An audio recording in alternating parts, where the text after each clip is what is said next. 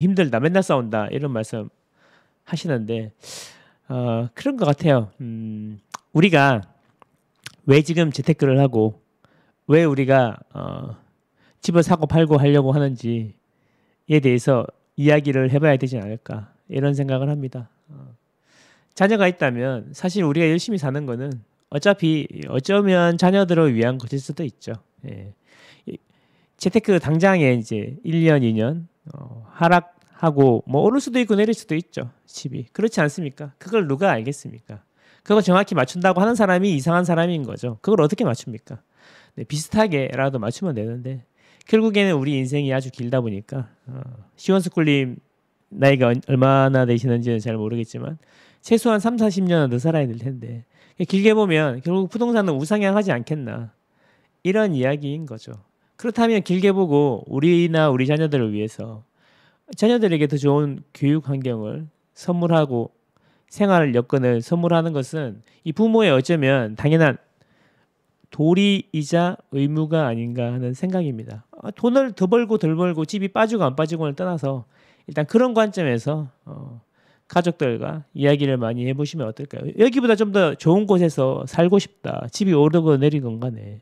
그러면 이제 그러겠죠. 뭐 좀 더 집이 더 빠지고 나면 사도 그때 사도 늦지 않냐 이런 이야기 하실 수 있지만 그걸 알았다면 2013년에 사고 2012년에 샀겠죠. 그걸 누가 알겠습니까? 그렇지 않습니까? 그냥 이 삶으로 거기서 살아가면서 더 좋은 환경에서 살아가면서 느끼는 뭔가가 있지 않습니까? 그 느끼는 무언가 그걸 어떻게 돈으로 환산하겠습니까? 아이가 더 좋은 환경에서 더 안전하고 좋은 친구들을 많이 사귀고 하는 그런 거 그거에서 이제 좋은 뭐 그런 거에서 느끼는 만족감을 어떻게 돈으로 환산할 수가 있겠습니까? 그런 관점에서 실거주로 접근하셔야지 집이 뭐 하락한다, 뭐 떡상한다, 뭐 이런 이야기 단기적으로는 그렇게 고민되고 힘들 수 있어요. 근데 시간이 지나고 나면은 결국 화폐는 계속 찍어내기 때문에 밀턴 프리드먼인가요? 그 아저씨가 그러잖아요. 뭔 소리인지 잘 모르겠지만 어쨌든 돈을 많이 찍으니까 인플레가 발생하는 건데 앞으로도 돈을 많이 찍을 거고 자본주의 속성상 인플레는 계속될 거다. 그러니 가장 최상위에 있는 가장 높은 가장 높은 소비잖아요. 주택 구매가 결국 주택은 오르게 돼 있다. 땅으로 돈이 모이게 돼 있다. 그래서 헨리 조지가 얘기했잖아요. 결국 땅으로 돈이 다 모이니까 다른 세금 다 없애고 땅에다가면 세금 걷으면 된다. 토지 단일세 이론 100년 전의 이야기잖아요. 100년도 넘은 이야기고.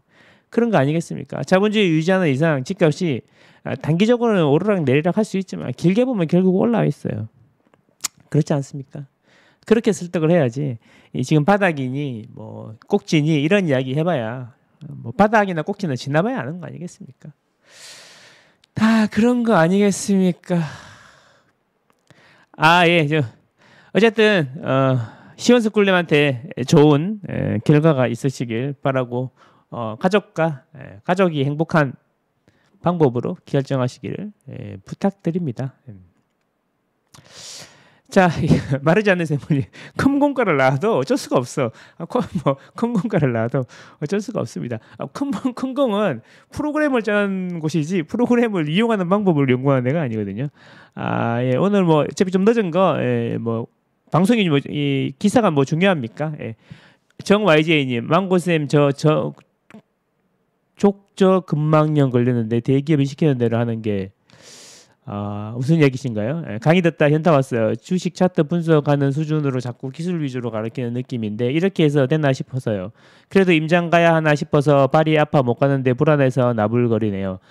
정 YJ님, 그죠? 우리가 그렇게 열심히 해서 그렇게 열심히 하는 이유가 뭡니까? 그렇게 열심히 하는 이유는 하나밖에 없어요. 돈 벌려고 하는 거죠.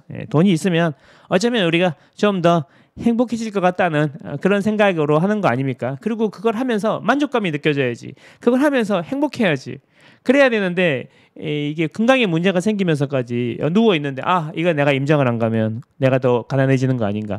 그런 생각할 필요 없다. 우리 인생이 길다는 걸 알면 오늘 하루 좀 늦게 움직인다고 해서 그렇게 서두를 필요가 없다라고 하지 않았습니까? 우리 인생이 긴 거라서 알면은 서두를 필요가 없습니다. 일단 건강을 회복하셔야죠. 오늘 안 간다고 내일 당장 1억 오르고 2억 오르지 않아요. 절대로 어디서 그런 이야기를 하는지 모르겠습니다. 예. 장기적으로 꾸준히 우상향하게 되는 겁니다. 그렇죠? 예. 원리를 공부하시면 되죠. 앉아서 임장 안 가더라도 원리를 공부하시면 됩니다. 꾸준히. 예. 왜 오르고 왜 내릴까? 이런 거에 초점을 맞춰야지. 그렇게 다닌다고 했잖아요. 3년 안에 경제적 자유 오지 않아요. 절대로. 예, 절대로 오지 않습니다. 경제적 자유 이런 건 없어요. 어디 누가 경제적 자유가 있다 그래요. 그거는 경제적 자유가 있음을 모르는 사람이나 없음을 모르는 사람이거나 아니면 경제적 자유를 아직 이루어보지 못한 사람이거나 또는 이미 이루었지만 많은 것을 이루었지만 여러분이 생각하는 그런 아름다움이 아니라는 걸 알아버렸을 수도 있죠. 예, 그럴 수도 있습니다. 어디 뭐 경제적 자유, 예, 그래요. 예. 그게 될까요? 쉽지 않습니다. 예. 몇이나 되겠습니까? 0.001%? 그냥 우리가 먹고 살고 가족들하고 좋은 음식 먹고 행복하게 지내는데 조금 도움이 되고 또 남들보다 좀 더 좋은 거 먹고 좋은 데 다니고 이럴 수 있으면 되는 거 아니겠습니까? 그걸로 충분합니다. 그러니까 지금 발에 아픈데 발에 병이 걸렸는데 오늘 내일 임장을 안 가면 어떻게? 그 정도까지 중독이 되었다면 나설 때가 됐습니다, 여러분. 그리고 한 곳에서만 너무 머물지 마세요. 망고쌤 좋다고 망고쌤만 보지 말고 딴 데도 많이 보시고 많이 보세요. 많이 보시고 그래도 그래 보시고 많이 돌아보시고 많이 경험하시고 그러시는 게 좋습니다. 임장은 천천히 가셔도 됩니다. 사이버 임장 요즘에 얼마나 좋습니까? 80%는 손품으로 할 수 있거든요. 디테일은 뭐 이렇게 중요하지 않아요. 놀이터 바닥이 뭘로 되어 있는지 이런 거 사실 집값에 그게 중요하지 않습니다. 그죠? 뭐그 주차장이 조금 안 좋다고 10억 오를 게 이제 뭐 9억 9,500만 정도 오르겠죠. 그게 뭐 중요합니까? 내 발가락이 잘려 나가는 것보다 그게 더 중요한가요? 아닙니다. 누워서 쉬시고 건강을 회복하시고 천천히 가셔도 됩니다.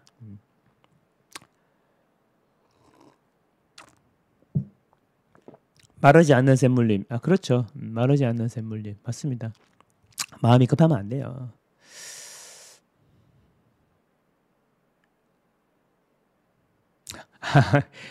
너도 열심히 하면 다이아몬드 할 수 있다. 그렇죠.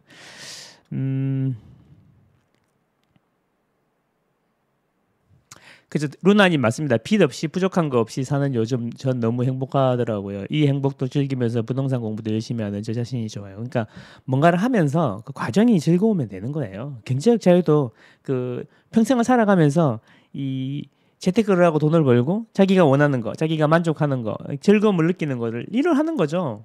여행을 왜 갑니까? 여행 가면 기분이 좋으니까 가는 거 아니겠습니까?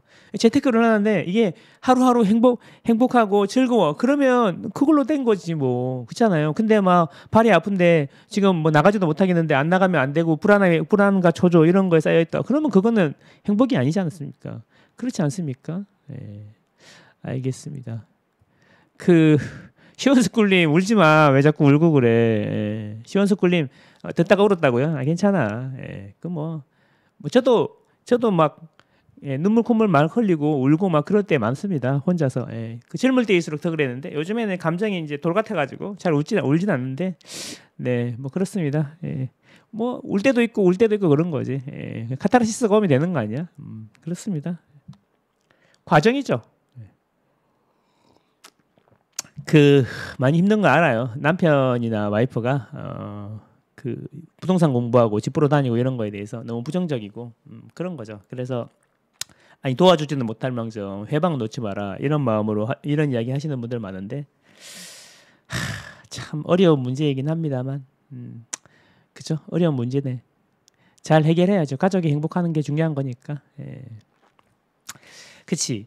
루나님 인생은 희노애락이 반복돼요. 그치? 그게 왔다 갔다 한다니까. 마음이 왔다 갔다 하고 어려울 때도 있고 뭐 좋을 때도 있고 행복할 때도 있는데 우리는 조금 더 행복한 시간을 늘리는 거지 100% 항상 행복하진 않거든요. 그러니까 그거는 이제 또 행복은 또 그 자기 만족감에 자기 스스로 어떻게 생각하느냐에 따라 오는 거니까 그런 거 잘 생각해 보세요. 내가 지금 하고 있는 게 행복한가? 이게 맞는가?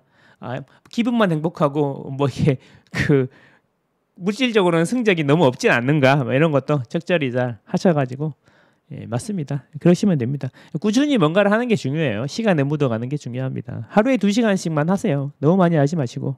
그죠? 예, 그런 이야기 있잖아요. 짤 많이 돌잖아요. 형님 주말에는 부동산 좀 그만 보세요. 이런 것처럼. 그죠? 예, 가족들하고 재밌게 놀아야죠. 예, 그렇습니다. 저도 어제 그 우리 아들 야구 경기가 있어갖고 취미로 하는 건데 야구 경기 갔다가 응원도 하고 열심히 떠들고 왔는데 좋더라고요. 그게 행복이고 끝나고 나서 아들 친구 부모님들하고 그 아시아공원 잔디밭에 누워가지고 치킨 먹으면서 이야기하고 비도 맞고 뭐 그러는 게 너무 좋았어요.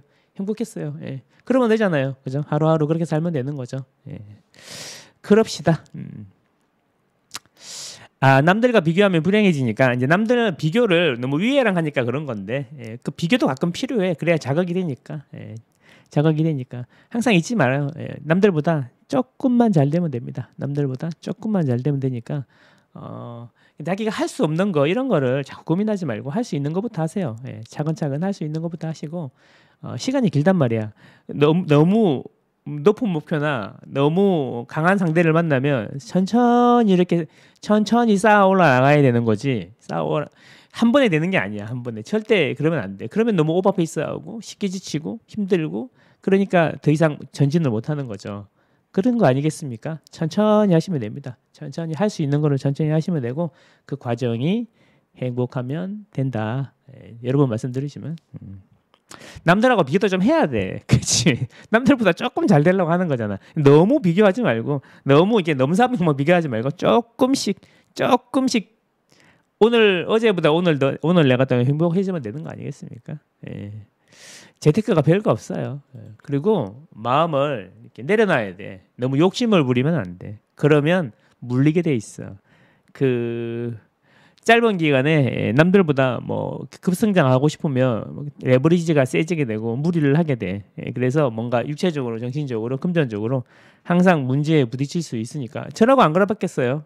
있으니까 항상 생각하세요. 내가 별 노력도 안 했는데 뭐 이렇게 좋은 게 나한테 왔는가?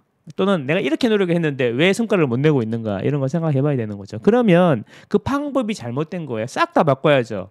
처음부터 다시 생각해봐야 되는 겁니다. 그죠? 내가 열심히 운칠기삼이야. 그리고 시장이 좋을 때 열심히 해야 돼. 시장이 좋을 때 열심히 해야 되는데 시장이 안 좋은데 열심히 해봐야 몸만 축난다니까. 시장이 안 좋을 때는 마음을 느긋하게 먹고 쉬는 것도 투자고 현금을 갖고 있는 것도 투자거든. 그러면서 천천히 원리에 대해서 공부해 보는 거 좋다는 거죠. 그렇습니다. 그러니까 지훈 경우님 맞습니다. 이재영 회장도 열심히 일합니다. 경제적 자유 벌써 20대 이뤘어야지 우리 기준이면. 그러니까 그분은 그거 하면서 그 쳇바퀴 속에서 나오지는 못하는 거지. 근데 그거 하면서 행복하면 되는 거 아니겠습니까? 그런 거 아니겠습니까? 우리도 열심히 그죠. 이재영 회장님 아버님 보세요. 그 은퇴했으면 벌써 은퇴했겠지. 그런데 평생을 일하다가 가시잖아요. 그게 뭐 본인이 행복했으면 뭐된 거죠. 그렇게 생각합니다. 우리는 우리가 할 수 있는 범위 내에서 열심히 하면 됩니다. 그 범위가 점점 넓어지는 거예요. 그렇게 하다 보면은 그런 거죠.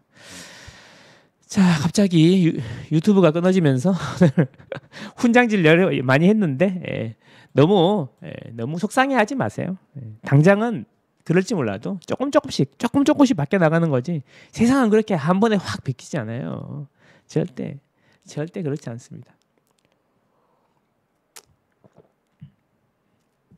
히포님 3, 5, 7세 아들 셋 보면서 일단 아들 셋이면 대단하신 겁니다.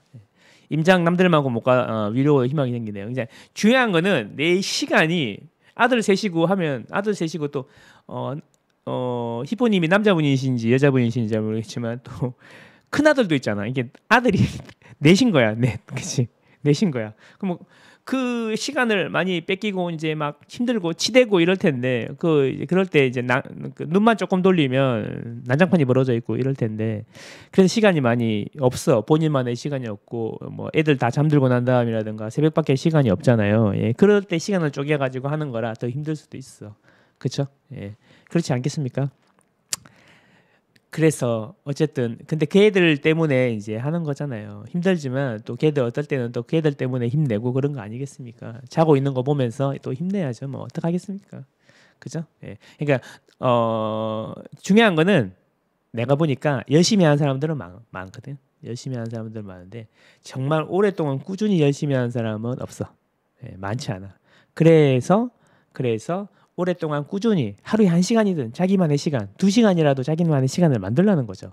그렇게 시간을 만들어서 자기가 하고 싶은 일을 꾸준히 해보세요. 1년이 지나면 그 분야의 전문가가 된다고 하지 않습니까? 그게 이제 그대 스스로를 경영하라라는 책에 구분영 씨가 하신 말씀이잖아요. 저도 그거 보고 하루에 2시간씩 1년만 하면 된다 그래서 열심히 했는데 저는 그렇게 생각했어요. 하루에 2시간씩 1년이면 하루에 4시간이면 6개월이고 하루에 8시간이면 3개월이면 되겠네. 이런 생각으로 했거든요. 이런 생각으로 했습니다.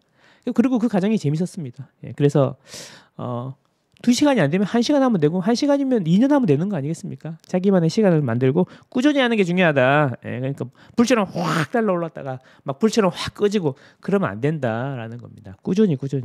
그리고요. 잊지 마세요. 남들도 분명히 무언가 열심히 하고 있다니까. 그냥 그 사람들보다 조금 더 효율적으로 잘해야 돼. 무조건 시간을 많이 투자한다고 중요한 게 아니라 효율적으로 해야 된다는 겁니다. 효율적으로. 그리고 또 여러분의 시간을 세이브해 주는 거에다 돈을 아끼지 말라는 거지. 아끼지 마세요. 또 뭔 이야기 있었지? 그쵸. 시간 효율이 중요한 거다. 효율이. 시간을 아껴야 된다. 나의 시간을 이제 그 낭비시키는 일은 안 하면 된다. 그렇습니다. 그리고 그 본인이 해결할 수 없는 문제를 고민하지 마. 쓸데없는 고민하지 말고 본인이 해결할 수 없는 문제는 고민하지 말고 본인이 해결할 수 있는 것만 고민하세요. 그래야 됩니다. 지금 당장 할 수 있는 거에 고민해야지 되지도 않는 거 뭐 사회, 경제, 정의, 평화 이런 거는 내가 해결할 수 있는 게 아니잖아. 그러니까 막 그래서 막 신문 보고 막 정치면 보고 광분하고 흥분하고 막 이렇게 댓글 달고 이러지 말고 그런 시간 가지지 말고 안 되는 건 고민하지 말고 할 수 있는 거 고민하세요. 히포님 응원하겠습니다. 아들 넷이랑 행복하셔야 됩니다. 그죠? 저도 우리 숙모가 아들 셋인 거 보면서 숙모가 평생 살이 안 찌셨거든요. 그거 보면서 아들 셋인 분들 보면은 참 대단하다는 생각을 합니다. 어쨌든 그렇습니다. 정 YJ님도 제가 응원할게요. 일단 건강부터 회복하시고 정 마음이 급하시면 지도 많이 보세요. 지도 많이 보는 게 정말 효율이 좋습니다. 나중에 시간이 되시면 제가 지도 보는 법 한 번씩 알려드릴 테니까. 뭐 오늘 유튜브도 늦게 켜졌고 시간도 많이 갖고 왔는데 오늘 지도 보는 거 한번 해볼까? 지도 보는 거. 그래도 기사 하나는 하자. 기사 하나 하고 지도 보는 거 한번 해볼게요. 자 오늘 제가 이제 원픽은 바로 이거예요. 금매 그도더니 2억 올리네요. 오메. 자 중산층 많은 이 동네 그래 늘었다는데 여기가 어디냐 이런 거죠. 그래가 늘면 가격이 오를 확률이 높죠. 그렇지 않습니까? 일단 뭐냐면 그 지금은 가격이 많이 하락했잖아요. 하락했어. 주식도 그렇지만 부동산도 마찬가지로 가격이 많이 하락했다는 이야기는 팔려는 사람들이 많다는 거잖아요. 팔려는 사람들이 많다. 이런 거잖아. 그러니까 팔려는 사람들이 많다는 이야기는 매물이 쌓이고 있다는 이야기인데 이 매물을 소화하는 과정이 필요한 거예요. 매물을 소화하는 과정. 그럼 일단 그러면 거래량이 늘어야 돼. 이 거래량이 는다는 이야기는 매수와 매도가 만나서 미트가 됐다는 얘기잖아요. 거기서 가격이라는 게 생기고 가격이라는 게 만들어지고 이런 거잖아요. 그러면 이제 수요가 늘어나는 게 아니라 그 충분히 시장에 나와 있는 매물을 소화할 만큼의 수요가 필요한 거야. 그러면 그 수요자들은 뭐가 필요할까? 그 집을 사고 싶은 마음과 돈이 필요한 거죠. 마음과 돈. 심리죠. 이 돈은 우리가 단순하게 현금이 아니라 지불 능력이 되는 거죠. 지불 능력. 이 집을 살 수 있는 지불 능력. 이 지불 능력은 기존에 쌓여 있는 자산이나 현금 흐름 그리고 금리에 매우 민감하다는 건데 지금은 금리에 매우 민감한 상황이다 보니까 이제 그 쉽게 말하면 대출 금리가 낮아져야 된다 이런 이야기인 거죠. 어쨌든 그래서 중요한 거는 이제 거래량이 늘어나야지 상승을 하게 된다. 예, 상승을 하게 된다. 이런 이야기예요. 그래서 우리도 보면은 11월, 12월, 올해 1월, 2월까지는 거래량이 되게 적었단 말이죠. 그래서 가격이 많이, 근데 매물은 많이 쌓이는데 거래량이 적으니까 가격이 많이 떨어졌다는 거예요. 그쵸? 근데 이제 3월부터 이제 특례 보금자리론이 나오면서 9억 이하를 살살살살 갉아먹기 시작하면서 거래량이 늘어서 4월에 피크를 찍었다라는 거죠. 5월부터는 조금 거래량이 주춤한 것 같습니다. 그래서 이거를 이제 매도 매수 이게 뭐냐면 이거지. 그 금매 그두더니 2억 올린다는 이야기가 뭐냐면 팔라고 내놨는데 자꾸 문의가 오고 거래가 된다고 하니까 어머 이거 좀 더 올려야 되는 거 아니에요? 그래서 사모님 저번에 15억에 내놓으신 거 손님 있는데 보러 가도 되나요? 계약하고 싶은데요. 그랬더니 사모님이 잠깐만요. 이 전화가 안 오다가 왜 전화가 오는 거지? 내가 너무 싸게 내놨나? 죄송한데 우리 남편이랑 이야기 좀 해보고 내놓을게요.라고 하고 굳어들어요. 왜냐하면 급하지 않으니까 그런 거겠지. 어쨌든 그 남편 근데 이제 야 집을 파는 게 일생일대의 결정 중에 하나인데 이 남편이랑 상의도 안 하고 집을 내놨다는 게 말이 돼? 말이 안 되잖아.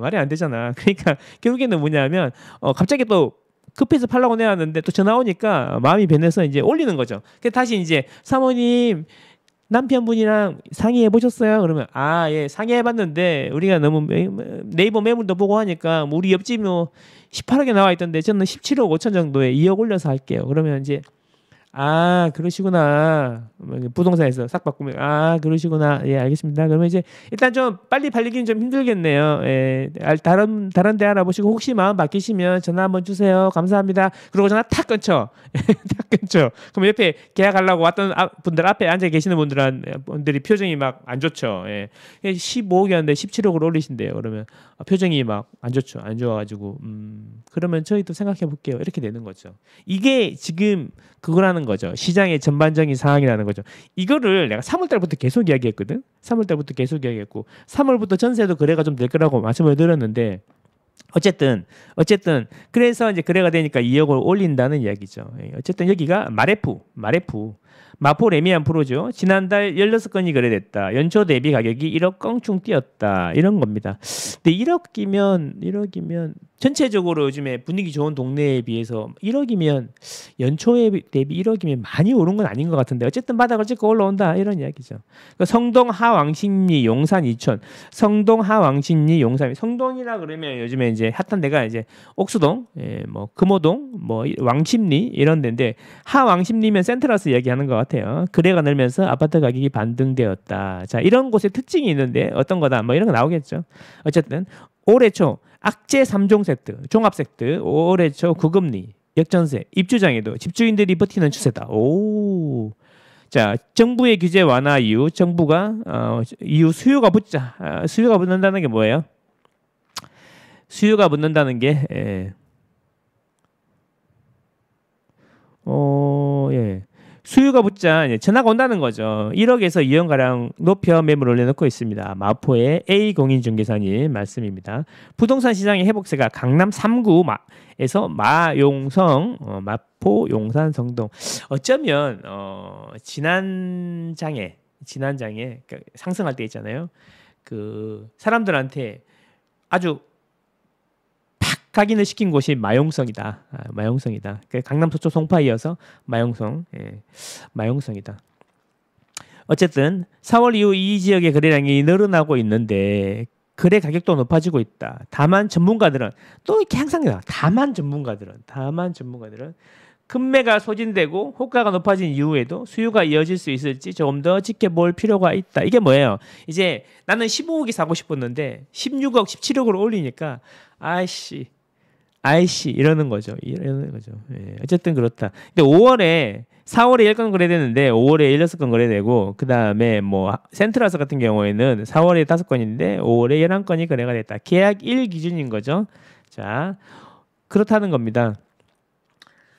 그래서 보시면 그 마포 같은 경우에는 마포 더 클래시 입주장이 있었는데 1419 가구였다는 거죠. 예, 근데 그럼에도 입주장이 펼쳐졌음에도 불구하고 그래도 잘 되고 가격이 올랐다. 그러면서 이제 공인중개사님 말씀에 따르면 마포구 일대는 실거주 수요가 높기 때문에 고금리 역전세 상황에서도 급하게 매물을 내놓는 집주인이 적었다. 이게 중요하죠. 금매가 없었다. 실수요가 거주하고 있기 때문에 역전세가 안 나는 거 아니야. 그치? 역전세가 안 나는 거 아니야. 그랬다.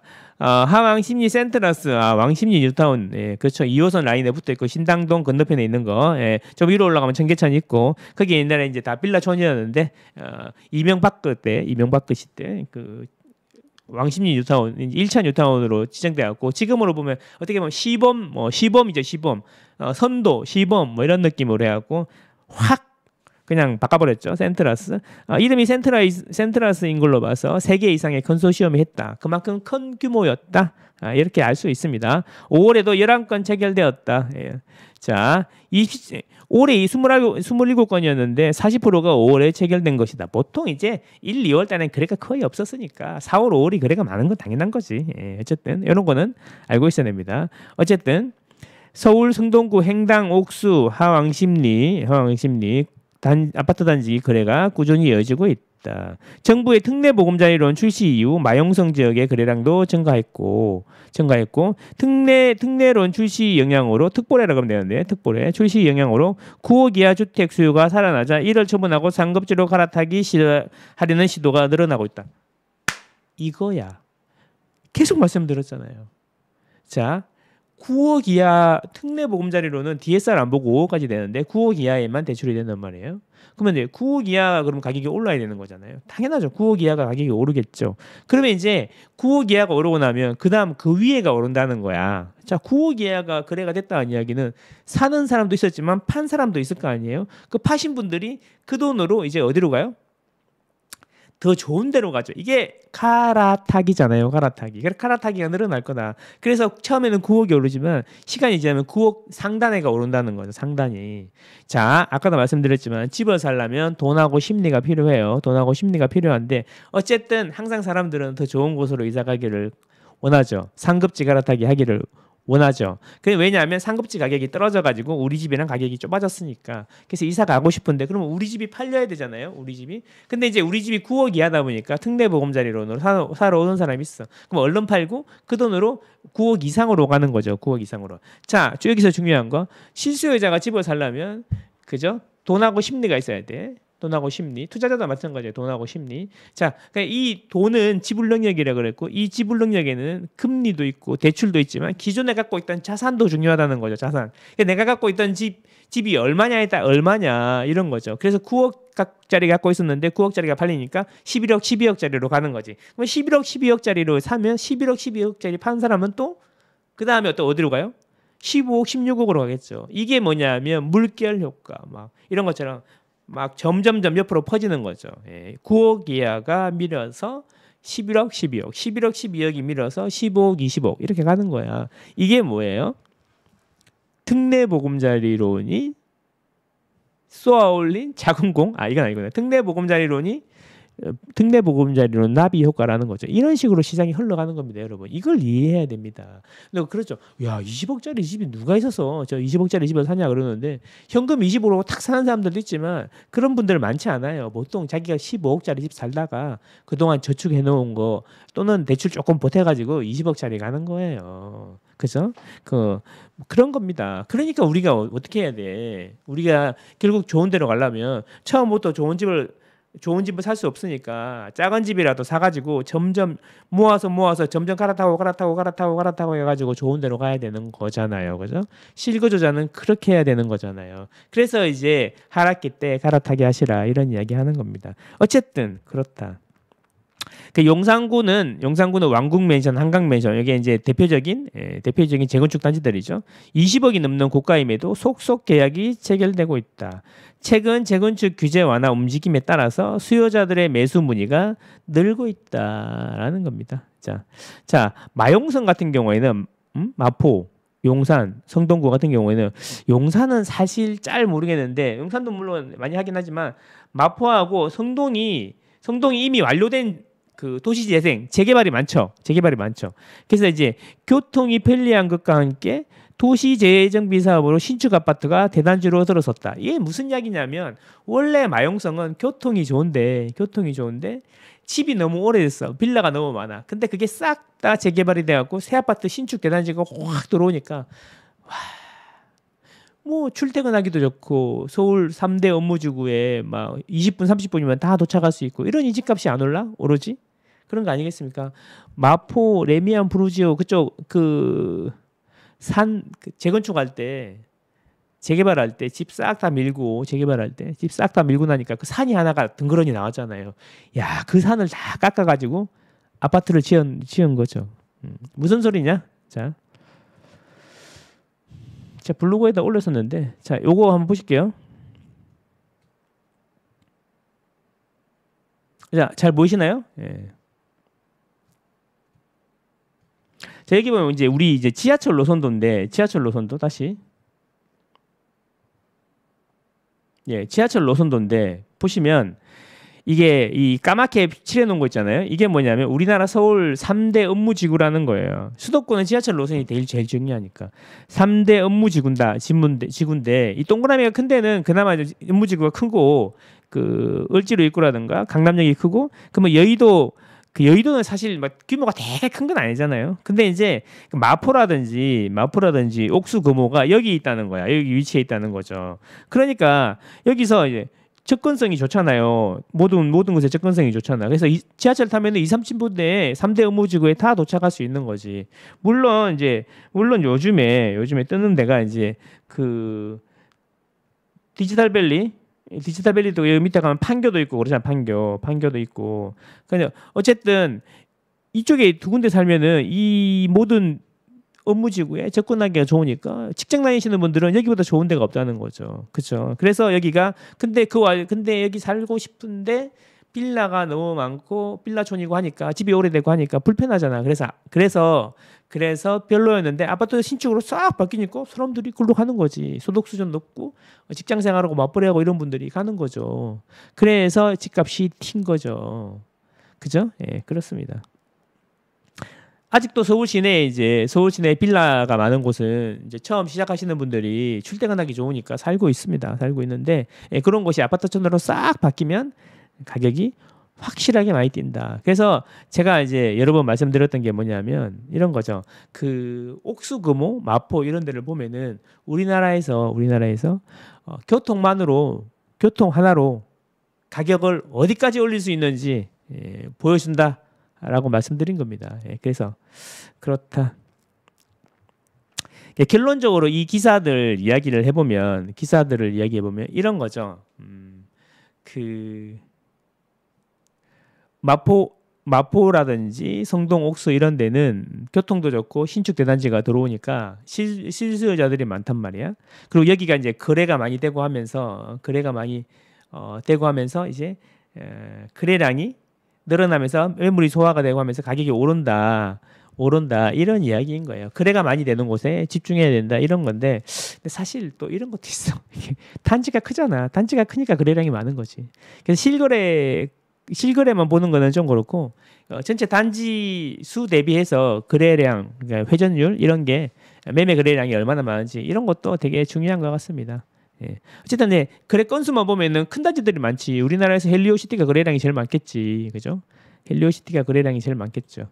그렇지 않겠습니까? 그 다음에 뭐 S 리센트 합치면 또 11,000세대 정도 되니까 S 리센트 이야기 맨날 나오는 거고 파크리오 많잖아요. 6,500세대가 되잖아요. 파크리오 맨날 나오는 거죠. 예, 그렇습니다. 그래서 그런 단지들이 이름이 많이 나오는데 마포 레미안 프로지오도 그렇고 센트라스도 그렇고 단지가 크잖아요. 예, 그러니까 이제 거래량이 많을 수밖에 없어요. 근데 이제 우리가 이제 주목해야 될 거는 4월보다 5월에 거래량이 늘어나고 있으니까 이제 이쪽이 가격이 올라갈 거다 이런 이야기인데 자 그러면 이제 우리가 한번 생각을 해보자라는 거지. 제가 이제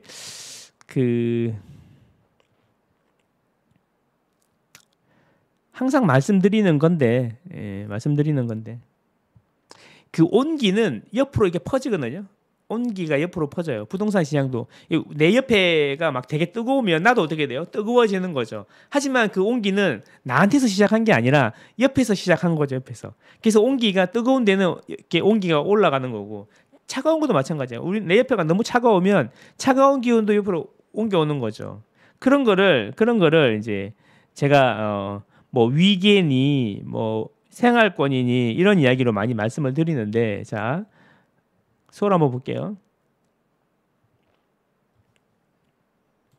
무슨 이야기냐?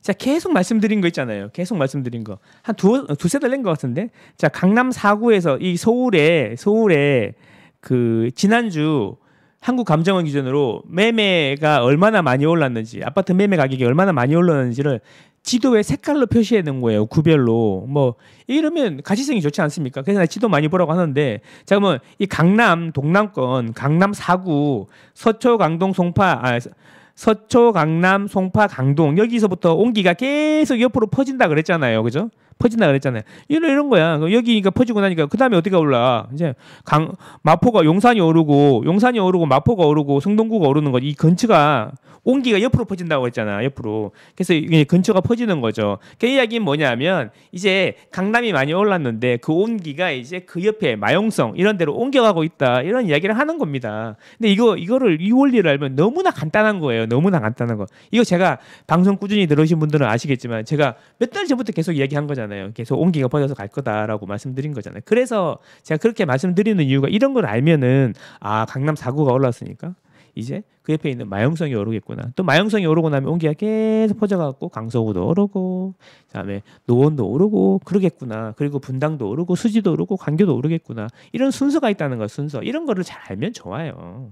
알면 좋다. 그런데 이게 뭐 급등은 없을 거고 보합 상태일 거다. 보합 상태. 자, 그래서 이제 정부가 이 역전세난을 어떻게 잘 DSR을 이용해서 잘 풀 건지 이런 거가 키포인트다라고 하반기 시장의 키포인트다라고 이야기한 건데 그러면 정부의 마음을 알아야 되는 거잖아. 정부의 마음. 정부의 마음이 뭐야? 정부의 마음은 희룡이 오빠의 마음이고 희룡이 오빠의 마음이 바로 정부의 마음이니까 급등도 없고 급락도 없었으면 좋겠다.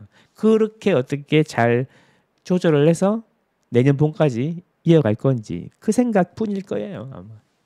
그래서 이런 거를 알아야 된다. 지금은 시장이 정부가 컨트롤할 수 있는 범위 내에 있다는 것을 잊지 마시고 그 컨트롤하는 사람들의 마음을 이끌려고 노력해야 된다. 지난 정권하고 달라요. 지난 정권은 구조적으로 오를 수가 없는 구조, 내릴 수가 없는 구조고 내릴 수가 없는 구조라는 거죠. 그죠? 이 폭발하는 이 시장을 정부가 컨트롤할 수 없는 구조였다는 거지. 근데 지금은 이 정부가 컨트롤할 수 있는 구조예요, 시장이. 특보에 하나 딱 나오고 1.3 대책 나오니까 그냥 확 바닥에서 찍고 올라오잖아요. 그냥 그걸 잘 알아야 돼. 그래서 이제 정부가 조절을 한단 말이에요. 조절. 너무 급락하니까 살리잖아. 둔천주공이 그랬고 PF 대출이 그랬고 레고랜드 진테랜드 레고랜드가 사태가 그랬고 올리잖아. 딱 맞춘단 말이에요. 이렇게 위로 끌어올려서 이제 보합 상태까지 올려놨단 말이지. 그래서 이게 급등시킬 거냐? 아니라는 거죠.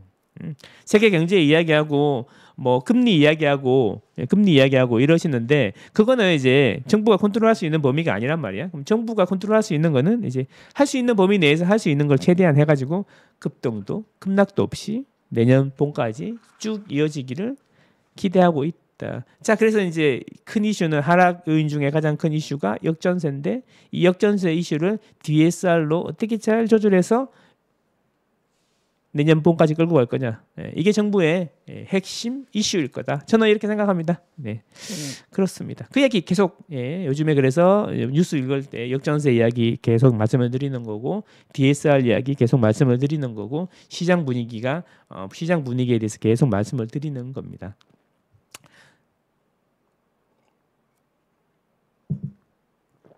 근데 요즘에 여기서 50%도 빠진다 그러고 막 10%, 15%도 빠져야 된다고 하시는 분들 요즘에 계속 유튜브 잘 나오시나? 유튜브?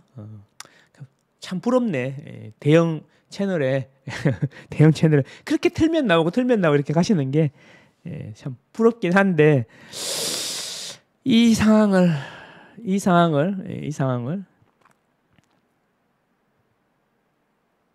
다시 급락할 거라고 하든 대충 요 정도일 거야, 그지?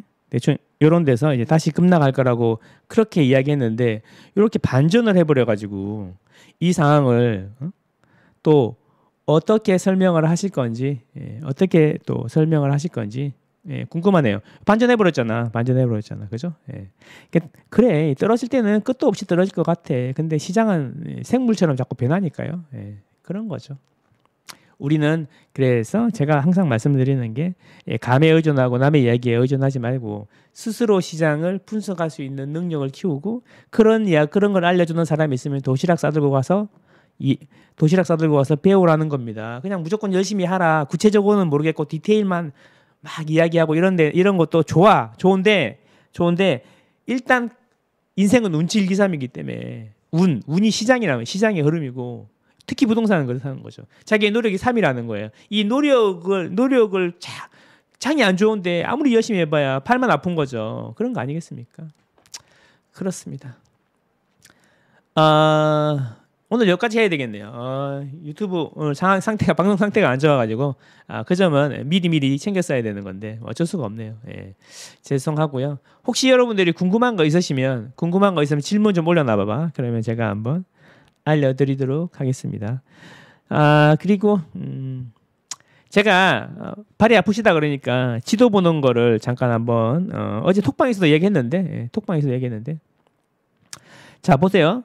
이게 구글 어스란 말이죠. 제가 이제 제일 좋아하는 지도가 구글 어스인데 한번 보시죠. 이 구글 어스 지도를 보면 여기 이제 서울특별시죠. 서울특별시인데 서울은 이게 분지 구조란 말이야. 분지 구조. 보시면 이렇게 다 이렇게 산으로 쌓여 있어요. 이렇게 지금 서울 이렇게 산으로 다 쌓여 있단 말이에요. 이렇게 산으로 쌓여 있는데 이 터진 데가 있어. 터진 데가 이쪽이 터져 있죠.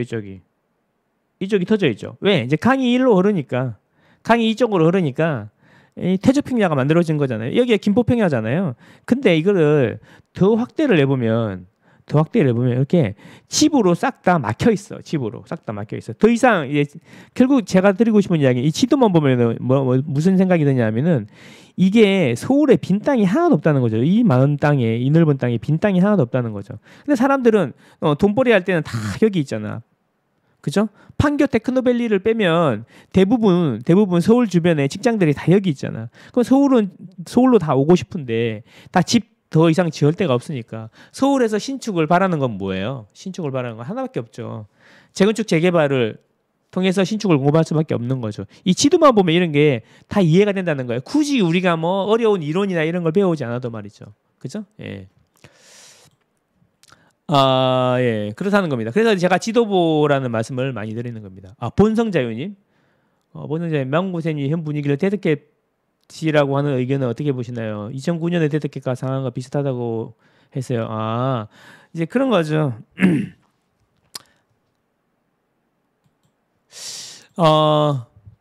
일리가 있다고 봅니다. 본성자유님 말씀처럼 데드캣 바운스라는 의견이 일리가 있다고 보는데 이제 뭐라 그럴까? 이게 미세한 용어의 차이인데 사람마다 이제 똑같은 단어를 써놓고 서로 다르게 이제 해석을 하는데 이 데드캣 바운스라는 게 뭐냐 이제 의미를 한번 같이 한번 보죠. 뭐 말 나온 김에 딴 거 필요 없어요. 데이터로 이야기하면 돼요.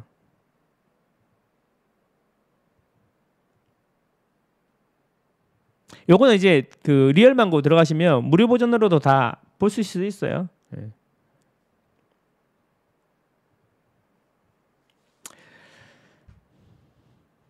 자, 이게 뭐냐면 이게 여러분이 잘 이해는 안 되실 수도 있는데 요거 좀 크게 볼까?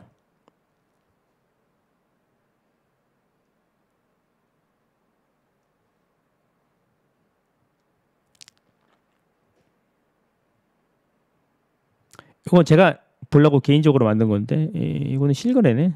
실거래는 여기 있네요. 자, 2008년 9년이 이거거든요. 뭐냐면 2008년에 이게 생각보다 폭이 크지 않은데 이게 살짝 내려왔다가 2009년에 다 회복했다는 거지.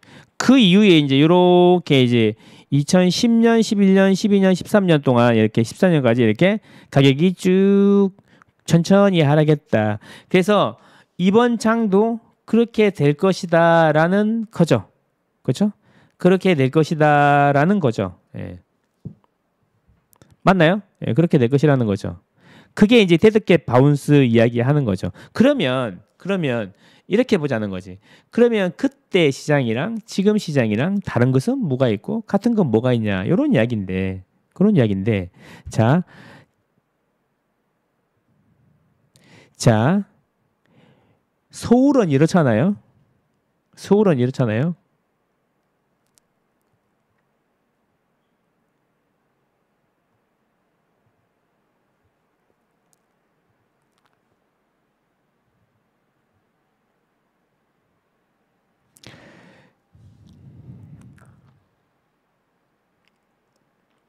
자, 여기 부산이에요, 부산. 부산이 형광색 보세요. 부산은 계속 올랐어요. 부산은 계속 올랐어요. 2008년, 9년, 10년, 11년, 12년, 13년, 11년까지 계속 올랐단 말이죠. 이거는 어떻게 설명할 거냐? 다 이제 이야기하면서 서울만 이야기하는데 지방은 자, 저는 이렇게 생각합니다. 2018년에 금리가 급등했어요. 그리고 그거는 이제 우리 경제 위기 때문에 금리가 급등했는데 그 금리를 빠르게 내립니다. 그래서 이제 1년 만에 회복이 돼요. 금리가 원래대로 돌아간단 말이죠. 그렇기 때문에 그래서 이제 금리의 영향에서 벗어나게 됩니다. 금리의 영향에서 벗어나가지고 금리 영향이 벗어나면 그다음부터 뭐야? 금리하고 수급이니까 수급으로 가는 거죠. 수급. 수요와 공급으로 가는 건데 자, 저는 이렇게 서울은 그 2011, 12, 13 계속 떨어졌지만 다른 데는 다 올랐거든요. 오른 데 많아요, 지방. 자, 저는 개별성에 따라서 간다고 생각해요. 개별성에 따라서 간다. 뭔 이야기냐면 이제 금리의 영향이 사그라지고 나면 시장이 개별적인 시장 특성을 따라갈 거다라고 생각합니다. 그냥 무조건 데드캣 바운스다 그런 게 아니고 이 데드캣 바운스라고 2009년 같은 데드캣 바운스라고 이야기하시는 분은 서울만 보기 때문에 그래요. 부산이나 대구는 흐름이 달랐습니다. 왜? 금리가 시장을 압도하는 게 아니라 금리가 원래도 빠르게 돌아가니까 시장이 이제 원래 수급으로 이제 시장이 하는 거죠. 그러면 서울에 지금 수급은 어떻게 돼 있냐 이런 이야기예요. 서울의 수급은 매우 꼬여 있죠. 매우 꼬여 있습니다. 그래서 10년 내에 이렇게 입주 물량이 적은 적이 없어요. 입주 물량 많다 그러는데 10년 내에 이렇게 입주 물량이 적은 적이 없습니다. 서울 이야기 하시는 거잖아요. 예, 그러면 또 저한테 아닌데요? 그렇게 이야기 안 하던데요. 자, 보세요. 이게 그 서울의 입주 물량 한번 보여드릴게요.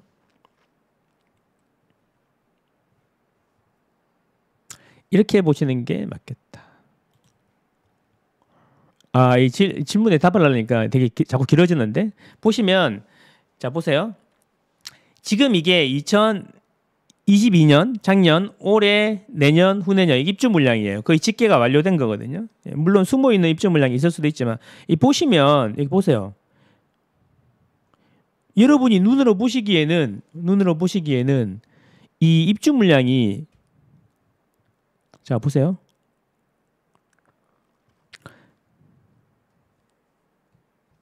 이게 2022년이란 말이에요. 23년, 24년, 25년 이렇게 26년은 아직 집계가 안 됐으니까 자 여기 입주 물량이 보세요. 이 1990년대 서울 입주 물량이거든요. 난 역대급으로 입주 물량이 앞으로 이제 적다고 생각하거든. 나는 눈으로 이렇게 보이는데 입주 물량이 적은데 다 뭐 입주 물량이 많네 어쩌냐 이런 이야기 하는 건 사람들은 뭘 보고 이야기를 하는 건지 나는 모르겠다는 거지.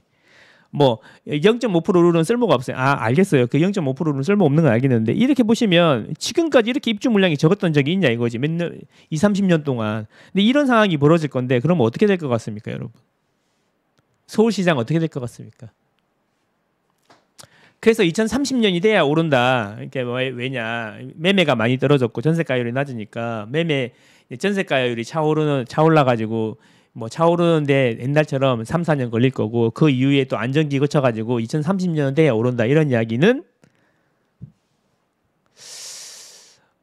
저는 잘 수긍이 안 됩니다. 수긍이 안 되고 그리고 저는 또 이렇게 생각해요. 사람들의 주택 구매 패턴이 많이 바뀐 것 같아. 많이 바뀐 것 같고 그리고 그 대출을 받아서 집을 많이 산다는 거지. 그런 것도 있고 대출 금리가 떨어지면 그냥 또 빚내서 집 살 것 같아. 왜? 이 심리가 이 이 집이 급등해가지고 힘들었던 그 기억이 아직 생생하단 말이야. 1, 2년 전이 아직 그 기억이 생생하단 말이야. 그래서 이제 지불 능력이 되고 집이 반등을 하면은 또 대출을 받아가지고 집을 살 것 같다는 얘기지. 예, 그렇게 생각합니다. 예, 그래서 옛날에 그 패턴, 데드캣 바운스 3, 4년 동안 계속 서울로 내릴 거다 이런 이야기는 잘 저는 공감할 수가 없고 적어도 2024년 상반기까지는 횡보장이 있은 이후에 그 이후부터 2024년 상반기에 금리가 이제 더 떨어지면 수급에 의해서 시장이 갈 것이다. 장담하건대 그때도 그때가 매매도 안 오르면 서울 기준으로 보면 매매가 안 오르면 전세가 엄청나게 오를 거다. 그런 거 잊지 마시고 그런 걸 잊지 마시라. 저는 그렇게 말씀을 드립니다. 자, 그래서 이제 제 생각에는 데드캣 바운스라는 것이 지금부터 시작해갖고 계속 꾸준히 3, 4년 하락할 거다라는 그런 논리라면 적어도 서울은 그렇지는 않을 거다 이렇게 생각합니다. 왜? 수급이 너무 꼬여 있어. 그래서 금리 영향이 끝나고 나면은 또 집 살 것 같아. 그런 생각입니다.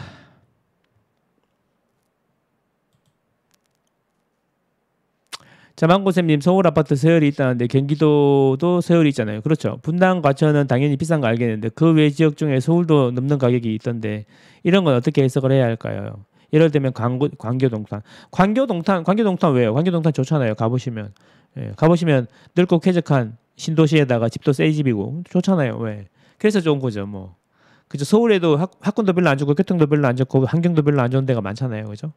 예. 광교동탄은 경기도에서 치면은 이제 위계가 좀 높은 거죠. 광교동탄은 왜 먹고 사는 거야? 서울 근처가 아닌데.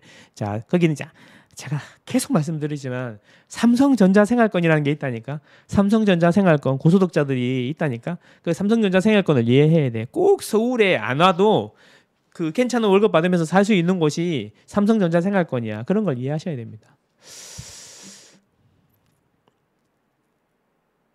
그치. 12억이면 저도 팔고 서울 갈 건데, 거기 서울 안 오고, 거기에 사셔야 되는 분도 있잖아요. 예, 그런 것도 생각해야죠.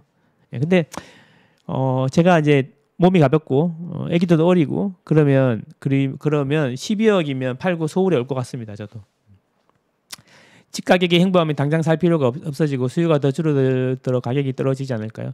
횡보한다는 이야기가 수요와 공급이 적절한 수준에서 타협을 보고 있다는 이야기잖아요. 사쿠님? 그런 거 아닌가요? 예.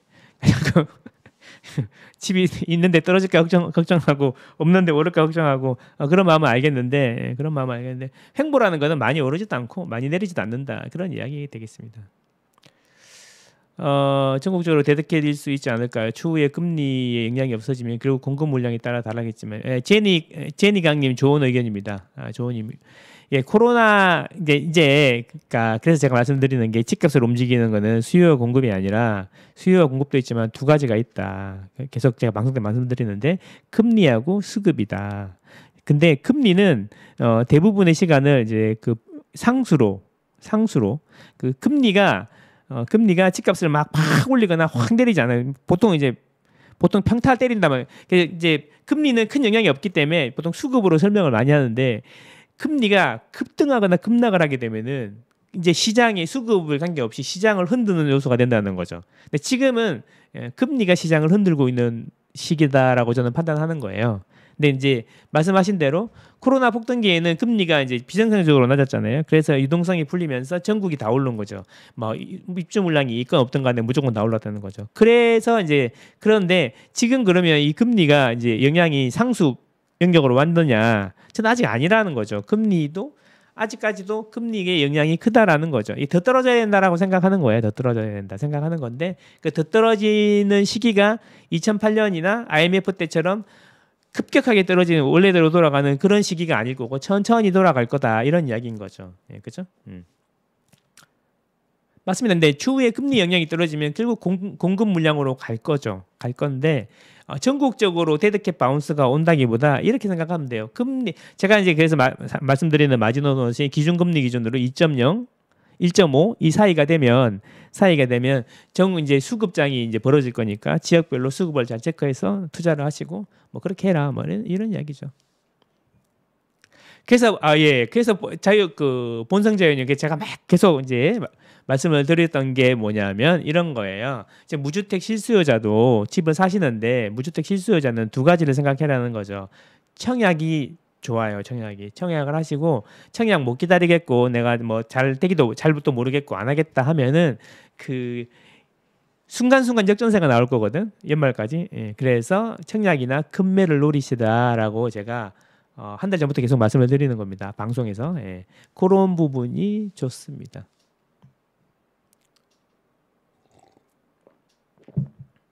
천안에 계속 사실 거면 실거주가 필요하시면 신불당 대장 아파트를 사시는 게 맞습니다. 맞습니다. 근데 이제 거기 이제 그 못 사겠다, 새를 놔야겠다 하면 그 새를 사겠다 그러면 그 돈으로 뭐 천안보다 훨씬 상급지에다가 실거주 하진 않지만 상급지에다가 집을 사두시는 것도 사두시고 천안불당에 새를 사시는 것도 나쁘지 않다고 생각하는데 제 개인적인 생각인데 천안불당 뭐 대장 아파트 좋긴 한데 천안을 이렇게 크게 서둘러서 사실 필요는 없지 않을까 이런 생각을 합니다. 네, 그렇습니다. 예. 오늘 여기까지 해야 되겠네요. 예, 방송이 원활하지 못한 관계로 제 의견을 좀 많이 말씀을 드렸고 질답이 많긴 했는데 어쨌든 날씨가 많이 더워졌어요. 건강 잘 챙기시고 아시죠? 재테크가 중요한 게 아니에요. 나와 우리 가족의 행복이 제일 중요한 거니까 적절하게 균형을 잘 맞추시는 그런 삶을 사셨으면 좋겠습니다. 자, 다음 주에 또 뵐게요. 그리고 내일 후랭이는 어제 원래 하는 거였는데 내일 2시로 바뀌었어요. 그래서 내일 2시 후랭이 TV에서는 내일 2시에 다른 이야기 할 것 같은데 어쨌든 고생 많으셨고 재개발 제가 재건축 분당 재건축 특강을 하거든요. 예, 특강을 하는데 여기 영상 아래 더보기 누르시면 나오실 거예요. 며칠 안 남았으니까 관심 있으신 분들은 신청 한번 해주셨으면 좋겠어요. 자, 그러면 오늘은 여기까지 하고 아시죠? 저는 여러분과 여러분 가족의 행복을 응원합니다. 안녕.